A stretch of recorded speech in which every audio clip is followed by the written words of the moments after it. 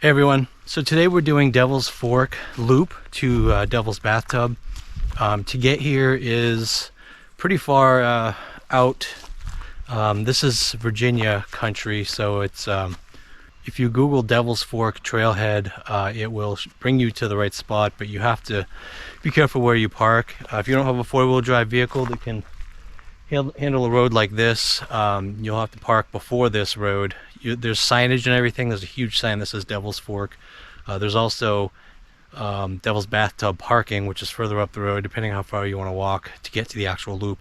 I'm parking further up the dirt road because I want to start on the loop. I'm doing the whole loop, which is about 7.1 miles. So I want to get as close to I can to the starting point. If you just want to go see Devil's Bathtub, you'll hike up this dirt road and turn left on the loop. That will be the shorter way to the bathtub. Today I'm taking a right. I'm doing the whole loop. There aren't going to be mountain views today. It's which is unfortunate because it is past fall. It is past peak foliage, fall foliage season. So if there were mountain views, they would be. I could see them through the trees. This one is more along streams, kind of in through forests, but it's beautiful. I've been here once before, so I'm looking forward to showing you what that looks like. And then at the end, we'll take a look at the actual bathtub, which is probably one of the more stunning spots in this area. So today, I'm going to show you the scenery. It's a little different this time of year, less green, and also the coloring of the trees. I'd say about half have fallen.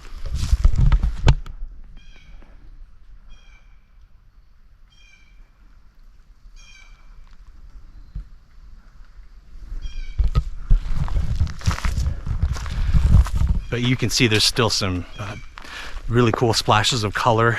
There's a lot of brown now. There's also splashes of yellow and red and green. This is the end of October, so it's still a beautiful time to come on this hike. It's also peak bear season, so you want to have all of your layers of protection for your bears. Bear horn, bear spray, gun if you want to. All right, let's get started.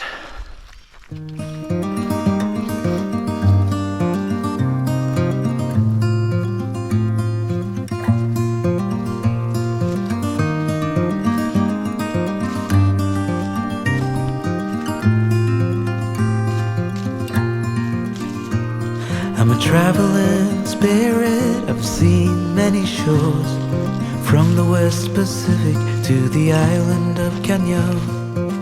They treat me like a son anywhere I go, and even though no one can tell, I still feel that I'm alone.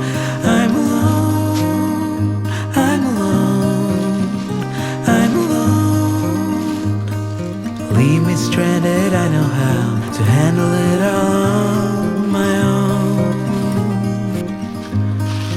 On my own.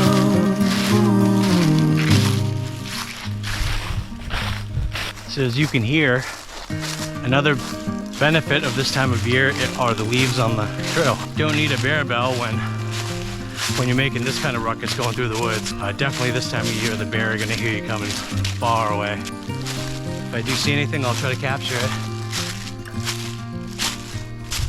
I have learned that no one else can carry this load. It's a train where I'm the only passenger on board. Oh, there is beauty to enjoy on this road, but even so, I still feel that I'm alone. I'm alone, I'm alone, I'm alone. By the way, probably a even bigger concern than bear this time of year, because you've got the leaves making noise. There's a downside to the leaves. Copperhead, rattlesnake, all blend in extremely well, unfortunately, with this multicolored leaf pattern. Scan the ground in front of you, scan the leaves. Usually you're safe, especially if they feel you or hear you coming.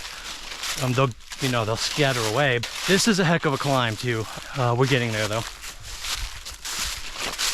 So another good way to deal with the leaf cover is to find a stick, a walking pole, a walking stick of some sort, and just tap the ground in front of you. That way you're not using your feet as the tester of whether there's a snake under the leaves. Again, most likely there won't be, but you don't want to have that one time be a mistake. And if it does have to be a mistake, better that one time is with a stick and not your foot. There are some really cool views. I'm going to show you over here. There's actually really cool big rock formations on the left, and then on the right you can kind of see, thanks to the foliage being gone, you can see behind me there are some really cool views that I didn't see the last time we came here, all up in there. And then the rock formation actually keeps going all the way to the left, and you can see it continue on that way. So it's a beautiful area. This is really neat.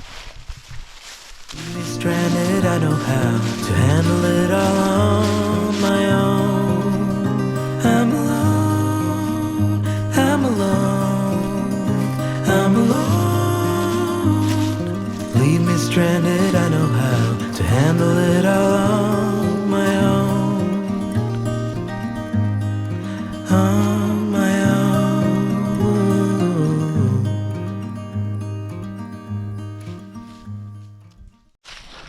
So honestly, I don't know if the camera even captures the beauty of this place.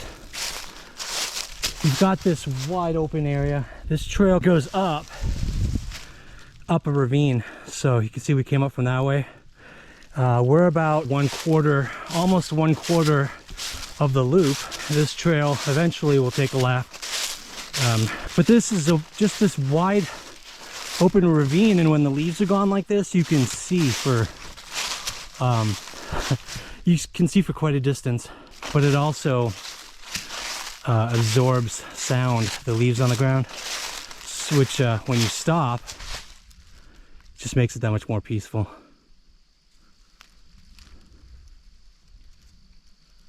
Just wind through the leaves, remaining leaves falling to the ground. It's just this beautiful silence. I don't think there's anything quite as peaceful. I've headed out on this one around 2:30, but I make about 17 to 20 minute miles, depending on the elevation, terrain, with some rock hopping or anything. So I estimate, usually All Trails says a time that is a little longer than it usually takes. This one, according to All Trails, is supposed to take 3 hours and 46 minutes.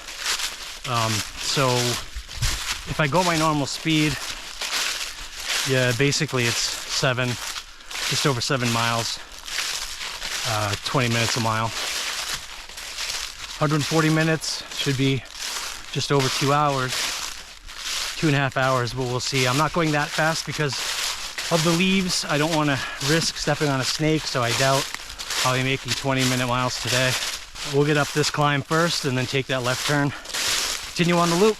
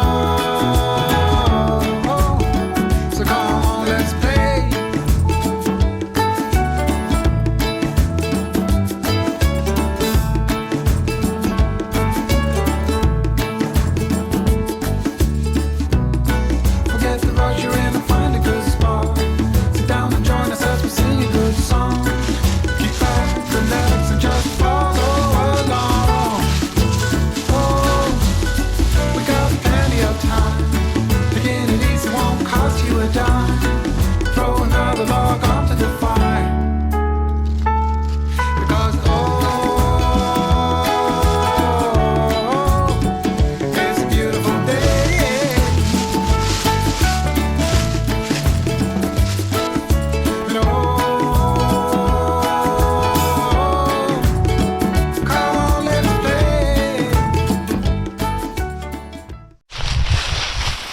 Okay, I finally got my GPS working. It looks like we're going downhill now at this point. We're at the far, basically halfway.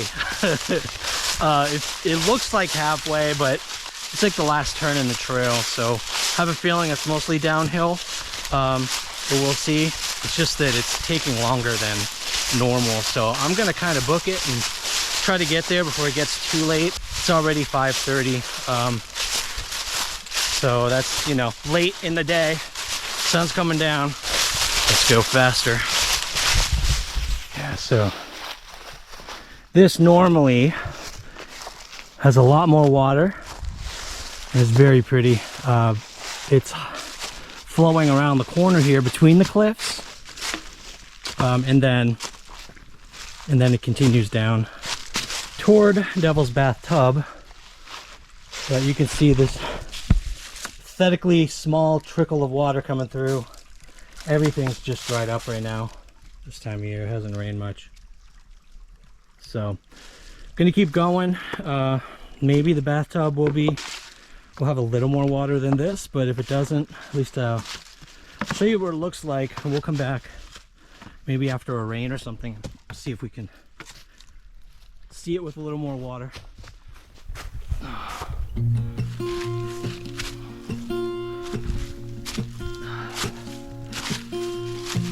There's a lot of colors, I don't know where to go. See a lot of colors, only feeling blue. There's a lot of colors, lost within a haze. Don't rely on others to get you through the maze. The dreams are not the same for me. Standing by the shore while you're on the open sea. Cannot take this anymore.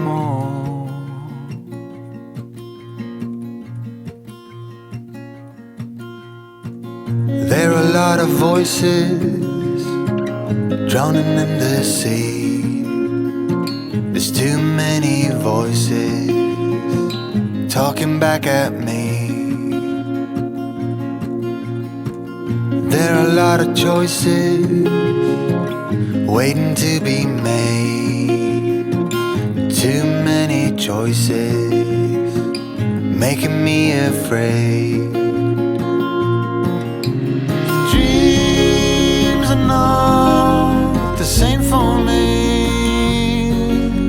Standing by the shore while you're on the open. Kind of see that spot right there where it's shaped like a bathtub. There is water in it. That's the first spot. Be careful going down, those rocks are slippery. Normally when the water's higher, I mean, it's way up to those rocks over there to go up the sides. When the leaves aren't there, you can really see the bottom. Way over there, there's another deep pool. See, this is the other side, deep pools right under the rock over there. And again, when the water's high, it's way more impressive. It's really beautiful, actually. These are other deep pools.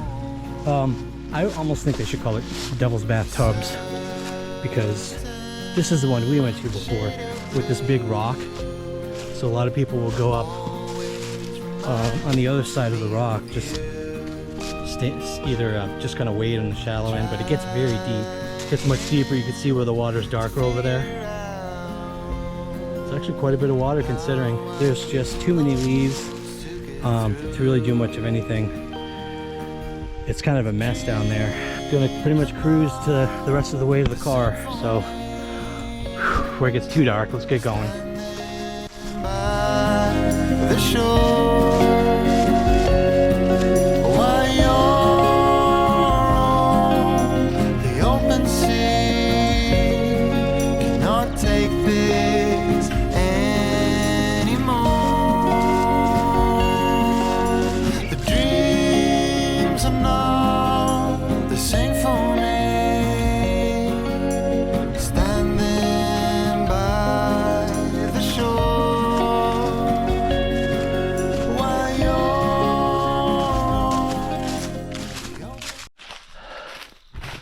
right, so I don't know if you can see me, but finally made it back to the fork.